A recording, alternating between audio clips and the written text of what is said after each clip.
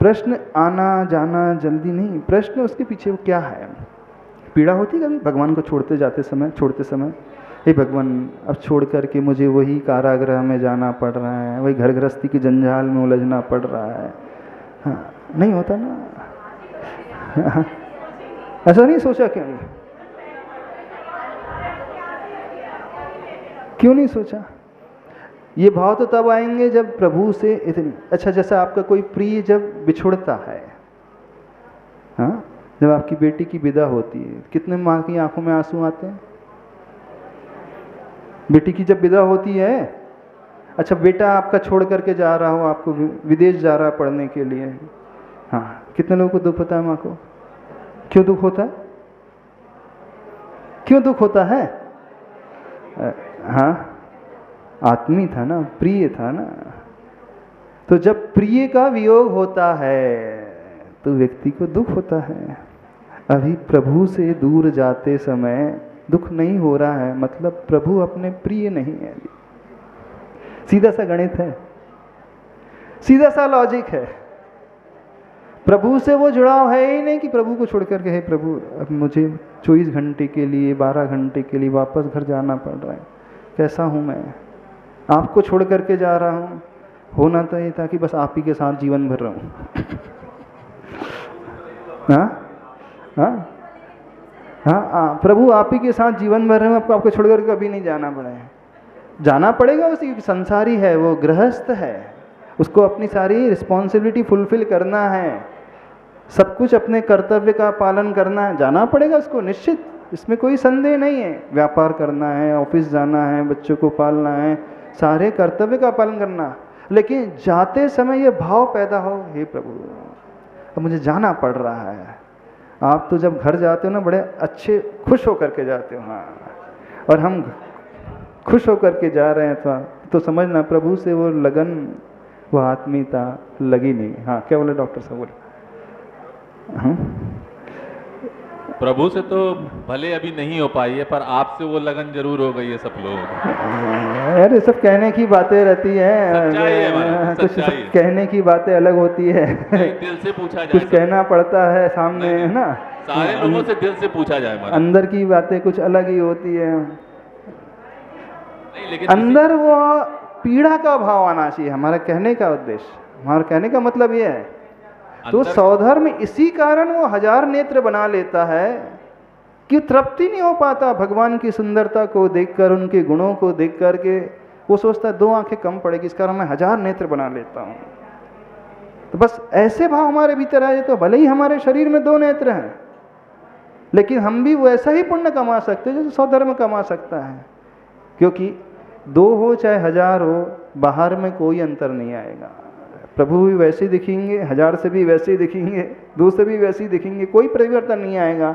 जो सारा खेल है उस भावों का है। तो भाव से अगर बोलते ना महाराज जी, तो ये भी बोल सकते थे प्रभु से भी है।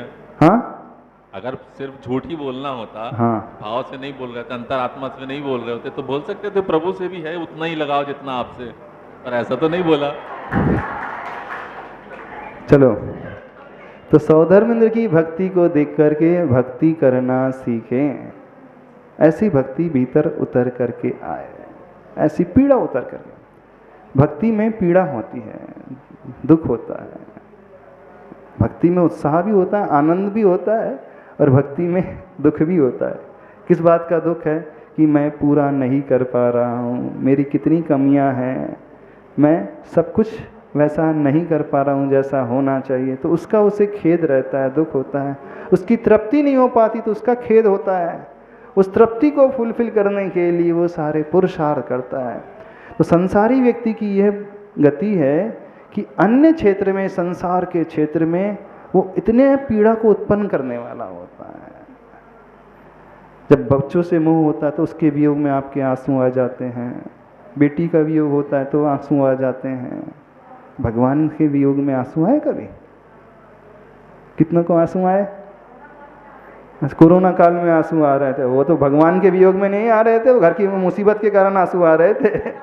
हाँ, अरे इतनी मुसीबत आ रही है, वो पॉजिटिव आ गया है, डॉक्टर ने बोल दिया हॉस्पिटल में एडमिट करना है, दुकान बंद है, बिजनेस चल नहीं रहा है, इनकम हो नहीं रही है, खर्चे उतने ही लगे हुए हैं, कैसे मेंटेन करें, तो बड़ा दुख हो रहा है। अच्छा, कोरोना काल में मंदिर जाने नहीं मिल रहा था तो आंसू आ रहे थे। अच्छा, नियम पूरा नहीं हो रहा था इस कारण आंसू आ रहे थे। नियम लिया था महाराज जी हमने भगवान के दर्शन का, देव दर्शन का नियम, तो वो पूरा नहीं हो रहा था इस कारण।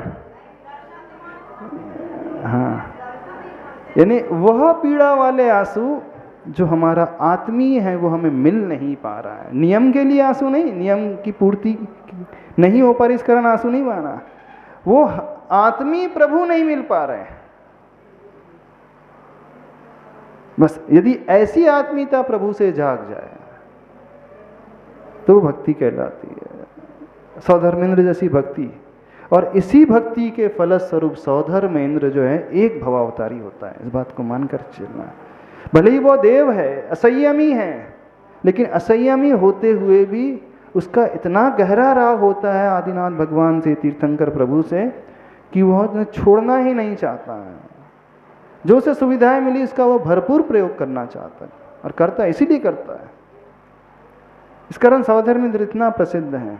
तो आचार्य भगवान कह रहे हैं, सकल वांग्मय तत्व बोधात उद्भूत बुद्धि पटुभिः सुरलोकनाथ यह संस्तुतः, यानी जो ऋषभदेव भगवान स्तुत हुए थे, पूजित थे, किसके द्वारा पूजित थे? उस सौधर्म इंद्र के द्वारा पूजित थे। कैसा था सौधर्म? सकल वांग्मय तत्व के ज्ञान से जिसकी बुद्धि प्रखर हो गई थी, चतुर हो गई थी, समीचीन थी, यानी उसका ज्ञान बिल्कुल सही था, बिल्कुल भी मिथ्या नहीं था, सब कुछ जान रहा था, द्वादशांग का पाठी। और वह भक्ति हे बुद्धि से नहीं करता है, इस बात को समझना। वह स्तुति हे बुद्धि से नहीं, मजबूरी में नहीं, फॉर्मेलिटी में नहीं, जड़ बुद्धि से नहीं, उपादेय, परम उपादेय बुद्धि से, परम राग से सहित।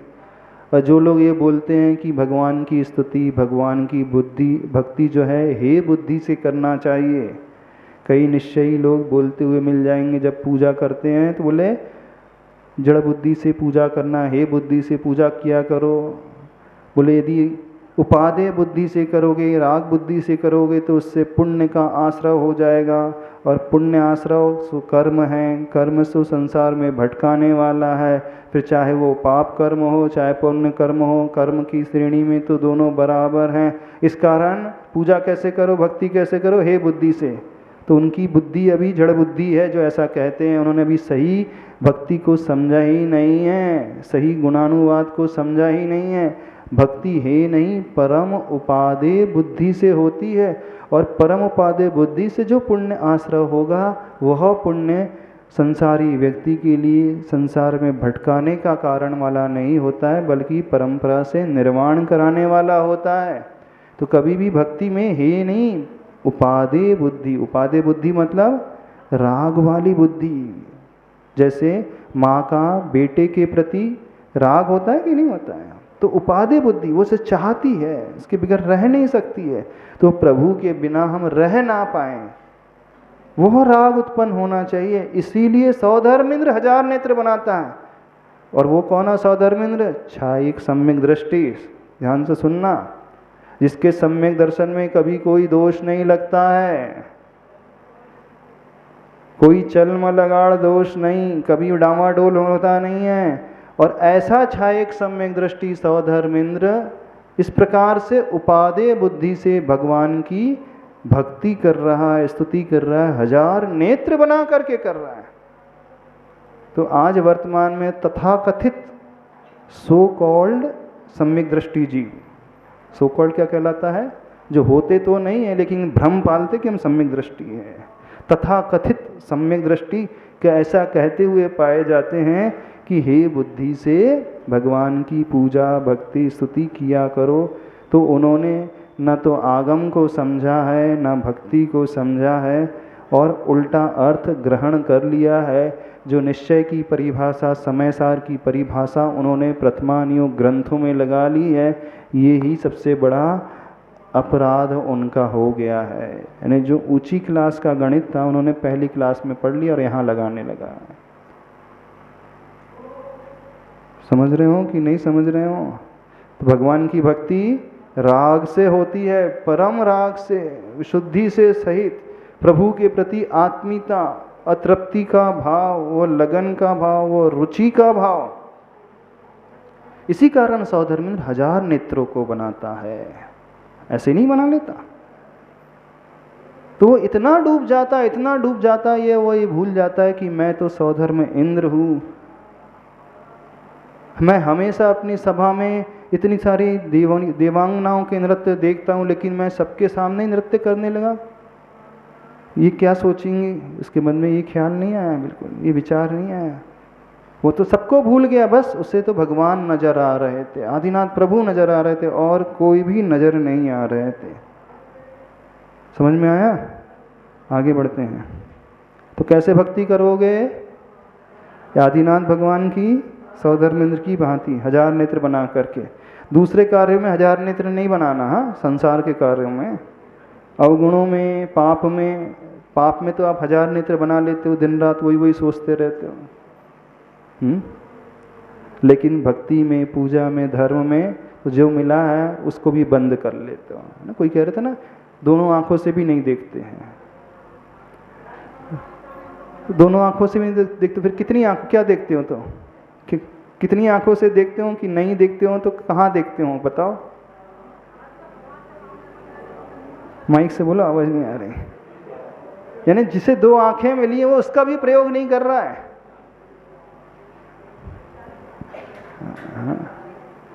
वो उसका भी प्रयोग नहीं कर रहा है, जो उसे मिला है उसका दुरुपयोग कर रहा है। सदुपयोग नहीं कर रहा है, बल्कि दुरुपयोग कर रहा है।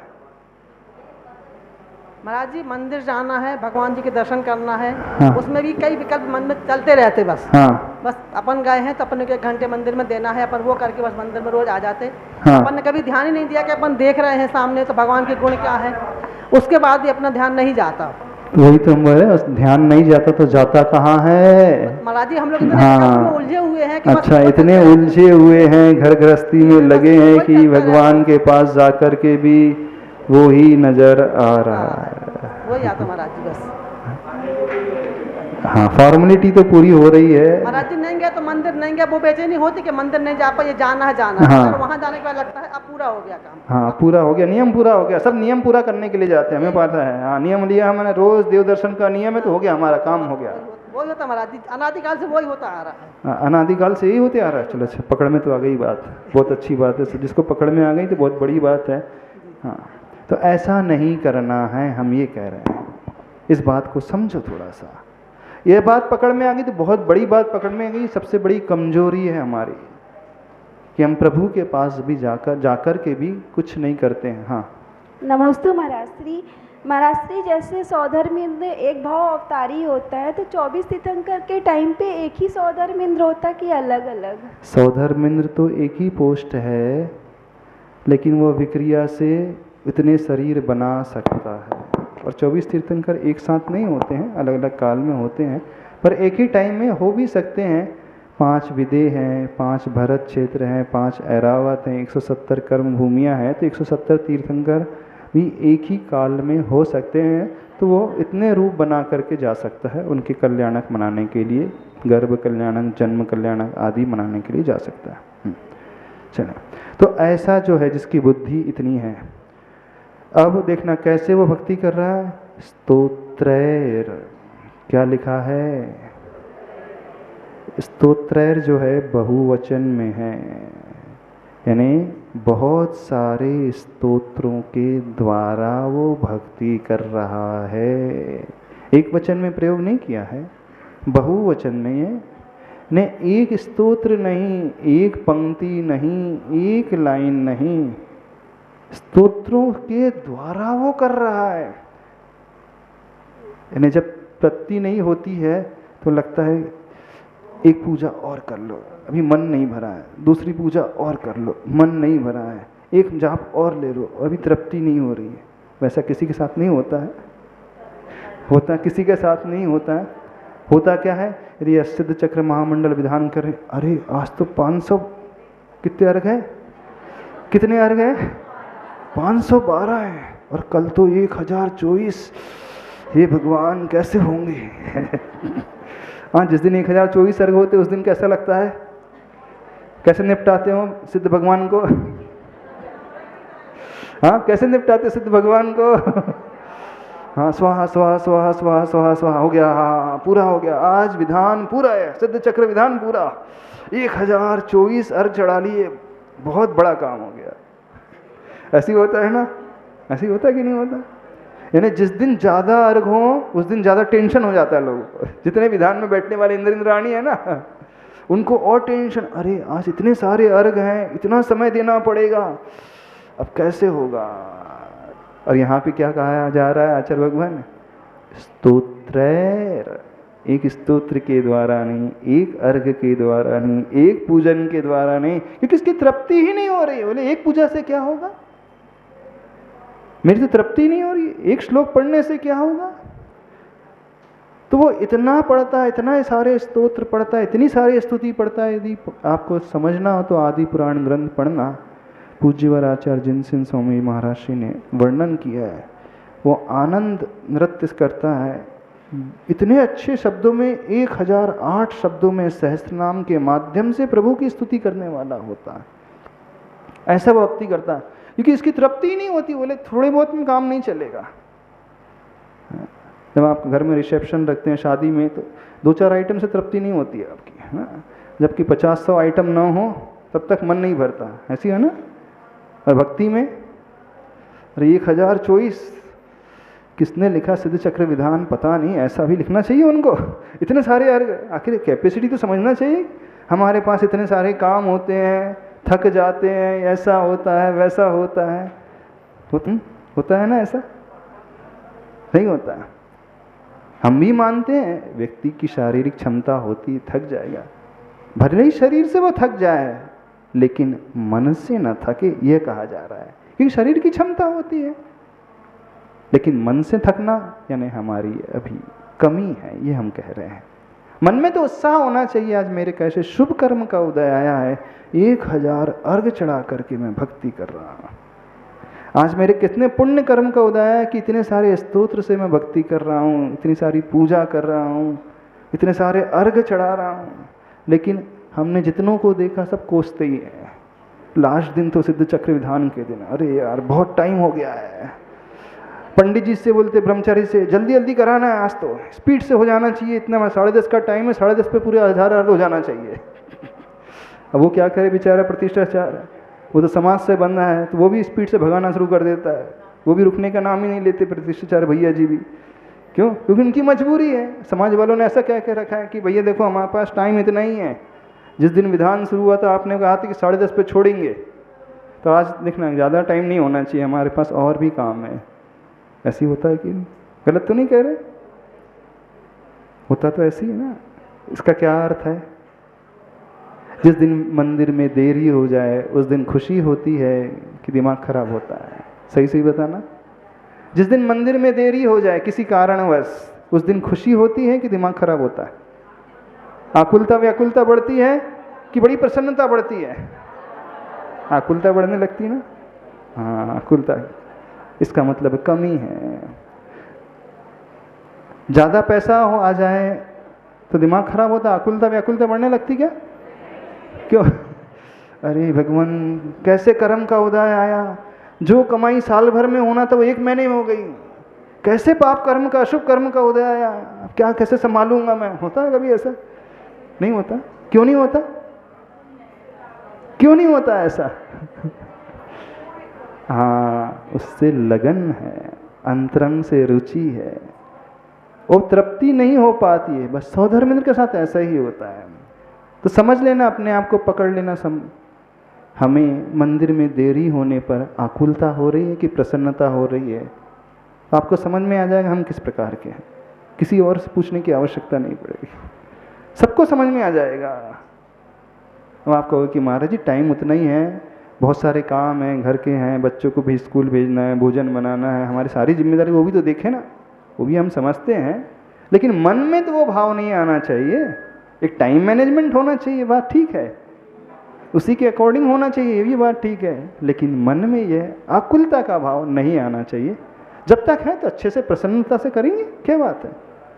और चढ़ाओगे पूरे 1000 24 अर्घ, ऐसा नहीं कि छोड़ दोगे, करना तो है ही, क्योंकि नियम लिया, संकल्प लिया है। अब लेकिन कुड़ते कुड़ते चढ़ाते हो, स्वाहा स्वाहा स्वाहा स्वाहा, खत्म। बिल्कुल देख करके बड़ा दुख होता है। भगवान की पूजा नहीं, वो भगवान को कोसते होंगे, कि भगवान को तो नहीं कोसेंगे, उस लेखक को कोसते होंगे, कितने तेरे सारे अर्घ बना दिए। भले मुख से नहीं कहा जाता है, आकुलता हो रही, इसका मतलब कोसना ही है और कुछ नहीं है। सब कुछ शब्दों से नहीं कहा जाता है, अधिकांश चीज़ें हमारे एक्सप्रेशन से जाहिर हो जाती हैं, हमारी क्रियाओं से जाहिर हो जाती है, हम ये कह रहे हैं। तो भक्ति कैसे होना चाहिए, आचार्य भगवान कह रहे हैं स्तोत्रैर, बहुत सारे स्तोत्र के माध्यम से। और वो कैसे हैं, जगत त्रितय चित्त हरय उदारय। क्या कहा गया है, कैसे हैं वो, जगत त्रितय, 3 जगत के चित्त को हरने वाले हैं। ऐसे स्तोत्र के द्वारा उन प्रभु की वो भक्ति सौधर्म इंद्र कर रहा है। स्तोत्र भी सामान्य नहीं, कैसा स्तोत्र है, चित्त को हरण करने वाला स्तोत्र, इतना मनमोहक स्तोत्र। यानी चित्त हरण हो जाए, इसका अर्थ क्या, मन इतना लग जाए कि और कुछ याद आए ही नहीं। भक्तामर पढ़ते समय ऐसा भाव आता है, किसे आता है, किसी को नहीं आता। अभी इसका अर्थ इतना ही हो गया, लगभग पूरा हो गया, और इसका डिटेल करना है। हाँ, अब आज तो समय हो गया। अब देखेंगे कल, अब इसके पीछे जो रिद्धि मंत्र है, हाँ, किल नहीं, किल का अर्थ होता है किला हम अपी, किल का अर्थ होता है निश्चय से, चूंकि यहाँ पे संकल्प लिया गया है, यह बात कही गई है। किल यानी निश्चय से, अहम अपि, मैं भी, उन प्रथम जिनेंद्र प्रभु की स्तुति का संकल्प लेता हूँ। मैं स्तुति करने के लिए अब तैयार हो रहा हूँ। ऐसी भावना श्लोक में भाई है। श्लोक का रिद्धि मंत्र कौन सा है, ओम ह्रीम अर्हम नमो ओहि जिनाणम बुद्धिरिद्धे मुनीश्वरेभ्यो नमो नमः। ओहि जिनाणम यानी अवधि ज्ञान को धारण करने वाले उन मुनीश्वर को, ऋषिश्वर को मैं नमस्कार करता हूँ।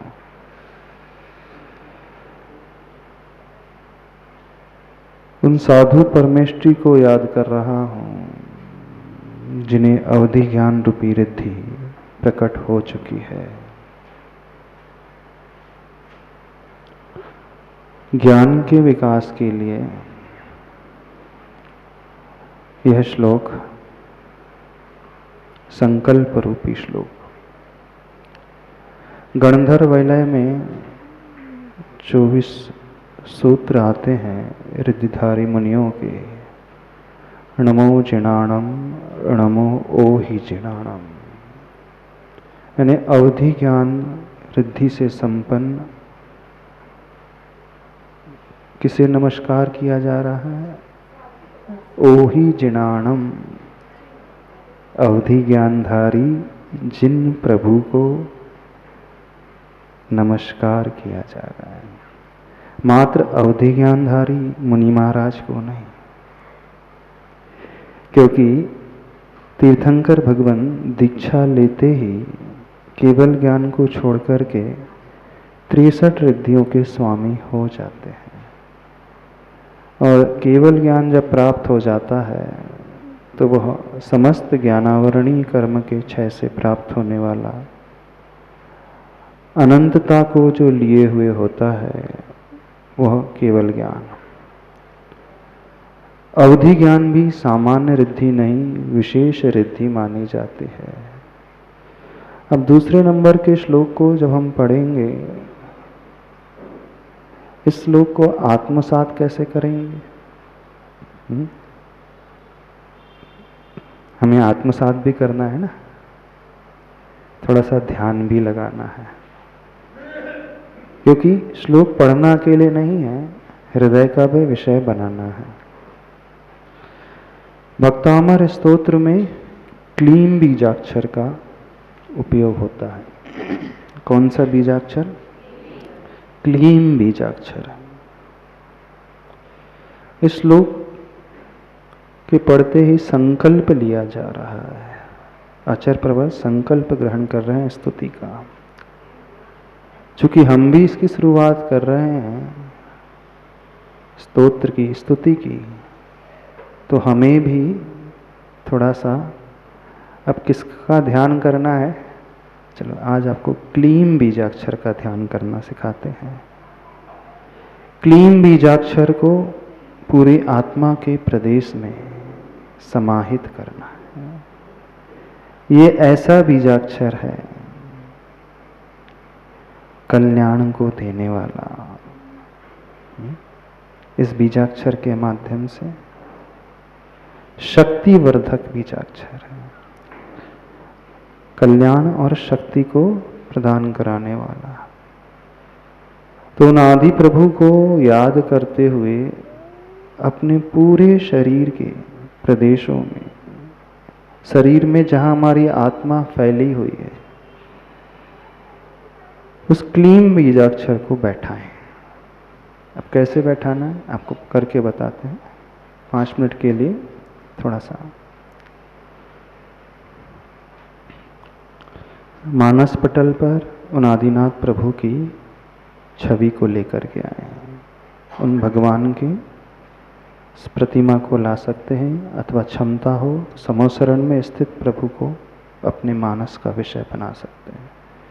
नहीं है जो आपके इष्ट आदिनाथ प्रभु हैं, उन्हें हम मानसिक चिंतन का विषय बना सकते हैं।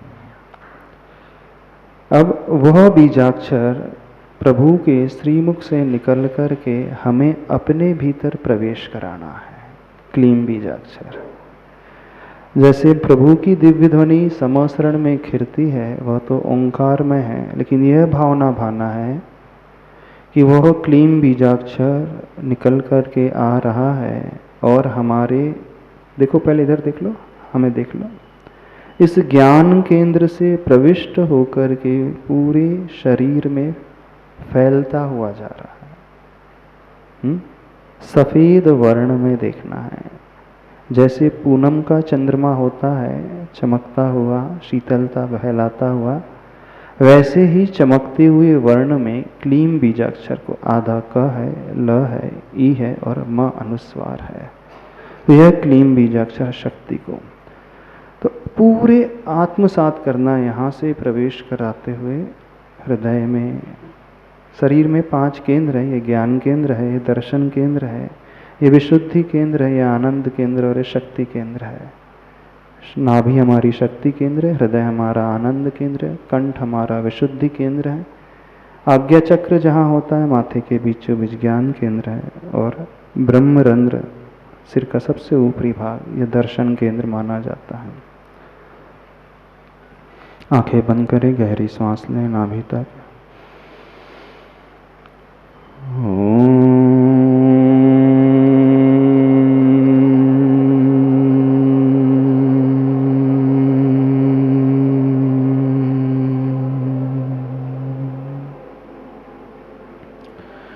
क्लीं बीजाक्षर सहिताय श्री आदिनाथाय नमः।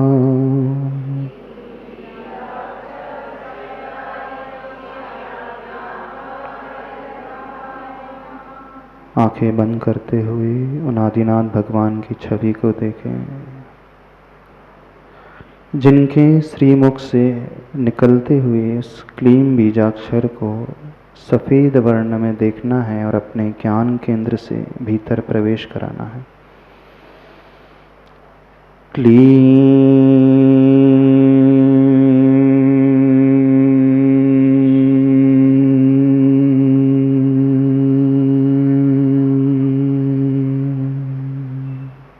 उच्चारण करें, भीतर प्रवेश करते हुए उसे देखें।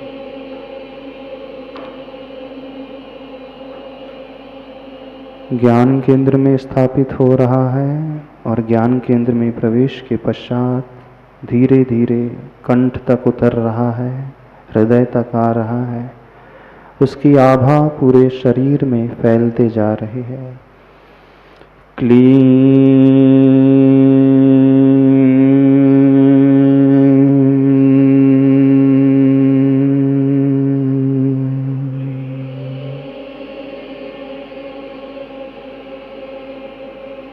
जैसे चंद्रमा का उदय होता है, चांदनी चारों तरफ फैल जाती है, ऐसे ही क्लीम बीजाक्षर हमारे ज्ञान केंद्र में प्रवेश होता हुआ अपने प्रकाश को पूरे शरीर में फैला रहा है। मेरा सारा शरीर अज्ञान अंधकार से दूर हो रहा है, ऐसी भावना भाते हुए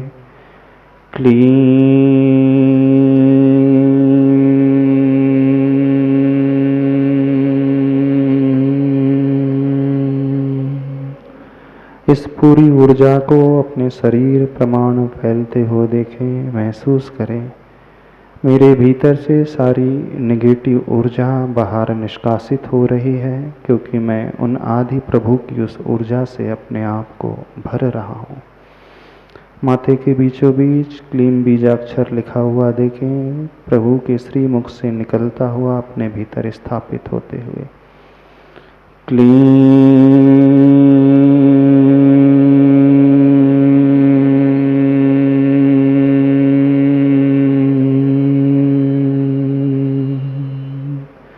मेरा सारा शरीर शुद्ध हो रहा है, मेरा मन शुद्ध हो रहा है और मैं उस स्तुति के संकल्प से अपने आप को भर रहा हूँ, जैसे स्तुति आचार्य प्रवर मानंदुंग स्वामी जी ने की है उन आदि प्रभु की।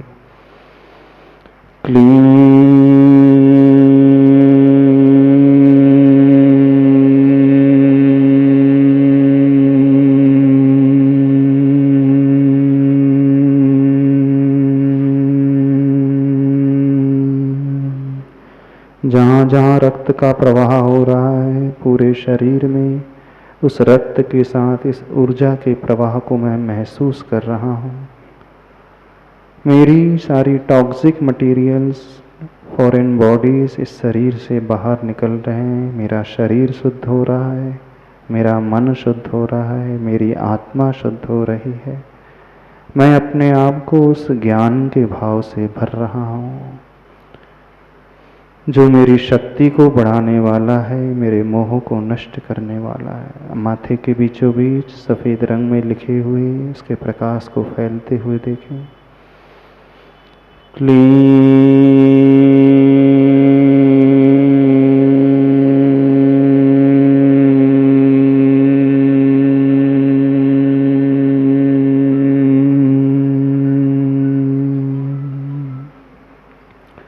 दृष्टि हृदय की ओर लाएं। एक ऊर्जा के संचार को अपने भीतर महसूस करें।